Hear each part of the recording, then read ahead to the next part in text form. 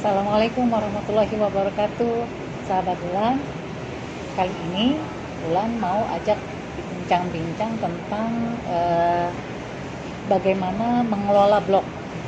Nah, Bulan sendiri nggak menyebut diri Bulan sebagai blogger sebetulnya, karena Bulan hanya menjadikan blog, waktu Bulan membuat blog hanya untuk sebagai tempat latihan menulis supaya Bulan bisa tetap konsisten gitu. Jadi ada wadahnya. Kalau ada wadahnya kan kita nggak akan membiarkan dia kosong ya gitu. Nah, kebetulan Bulan punya blog tiga, satu coretanbulan.com, satu agendawulan.com, yang terakhir klubpena.com. Klubpena.com buat sama-sama ya, buat teman-teman klub pena yang mau menyumbangkan tulisannya, yang mau berlatih menulis, bisa masuk di klubpena.com. Nah, mengelola dua blog personal itu nggak mudah tentunya ya. Banyak orang punya satu aja terbengkalai, sementara Bulan memberanikan diri punya dua blog. Sebetulnya tadinya mau memisahkan jenisnya. Jadi kalau di coretan Bulan itu, Bulan lebih suka bicara tentang writing, tentang tulis-menulis. Kalau di agenda Bulan, Bulan lebih gado-gado. Jadi nulis apa aja di situ. Mau nulis hobi, kuliner, jalan-jalan, nanti masuknya di agendawulan.com. Nah, sekarang banyak orang bertanya gitu ya, atau banyak mengeluh gimana nih ngelola blog gitu ya. Kalau Bulan kan mengelola blog memang tujuan utamanya ya pertama untuk latihan, yang kedua ya mencari pembaca. Tapi kalau pembacanya ya segitu aja nggak masalah gitu.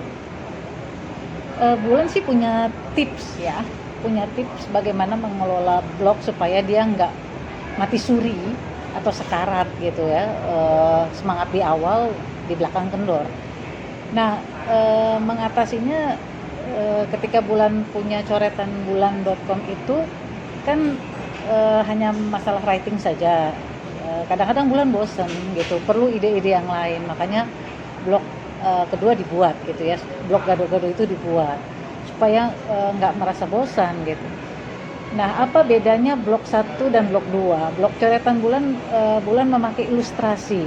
Ilustrasi di gambarnya tuh dibuat gitu ya, dibuat pakai gambar sendiri, ya dimodif sendiri. Sementara yang di agenda Bulan, Bulan hanya memanfaatkan foto-foto pribadi atau foto yang gratisan ya, di freepik.com, sabai.com. Nah, bagaimana mengelola tadi ya? Bulan selalu punya waktu khusus, kapan harus pegang kelas klub pena, kapan harus bikin buku antologi, kapan harus menulis novel, kapan harus menulis blog. Jadi memang bukan waktu sisa gitu. Jadi kalau misalnya dalam satu minggu bulan sangat sibuk, ya berarti Bulan merasa harus isi blog tuh seminggu sekali. Tapi kalau lagi nggak sibuk ya bisalah seminggu 2 kali gitu. Nah, diatur blog mana yang mesti diisi. Kalau kebetulan idenya lagi lebih banyak yang coretan Bulan, ya berarti Bulan harus menetapkan waktu untuk itu. Pokoknya harus ada waktu khusus, jadi bukan selalu waktu sisa, karena Bulan tidak kerja full time. Bulan kan hanya freelancer ya, jadi bisa lah punya waktu khusus. Itu bisa, waktu khusus di sini bisa hitungannya jam, pekanan, atau harian. Yang kedua menyusun topik-topik yang kira-kira mau kita tulis gitu untuk waktu sebulan atau setahun atau 3 bulan lah ya. Kita mau nulis apa aja. Waktu di awal Bulan memang apapun yang Bulan bikin di awal itu selalu cepat, banyak gitu, sudah disiapkan dengan banyak. Jadi topik-topik yang bakal mau kita tulis, catat. Jadi jangan malas mencatat, bikin punya agenda sendiri lah, coret-coret gitu, topik yang mana yang mau kita tulis. Bisa kita lihat di pilihannya, bisa lihat di blog-blog orang ya. Yang ketiga, memperbarui layout atau bukan layout, temanya blog. Kalau kita bosan pakai model yang itu ya ganti aja supaya nggak bosan gitu ya. Misalnya udah setahun nih modelnya begitu aja. Mungkin kalau buat para blogger yang lain itu sebagai ciri khas ya, tapi kalau buat bulan nggak masalah gitu ya. Kalau udah bosen bulan ganti aja warnanya atau model tema blog. Nah itu bisa menimbulkan semangat baru buat nulis ya. Tapi yang pasti yang friendly modelnya, yang orang mudah gitu ya, orang mudah mengenali, terus gampang mencari, gampang dibaca.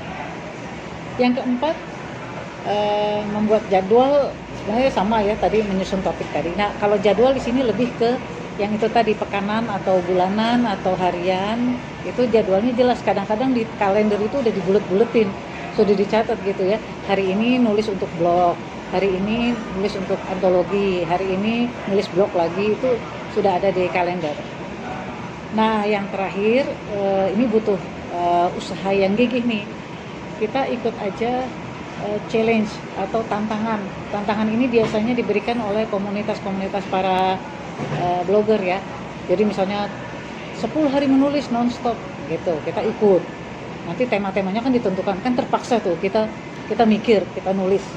Atau pernah bulan ikut menulis 30 hari menulis gitu ya di Sahabat Hosting, dan berhasil gitu ya, jarak 2 hari menulis 16 tema, 16 kalau nggak salah, sesuai tema yang mereka ajukan. Pokoknya gigih ya, harus nulis itu, dan itu tercapai.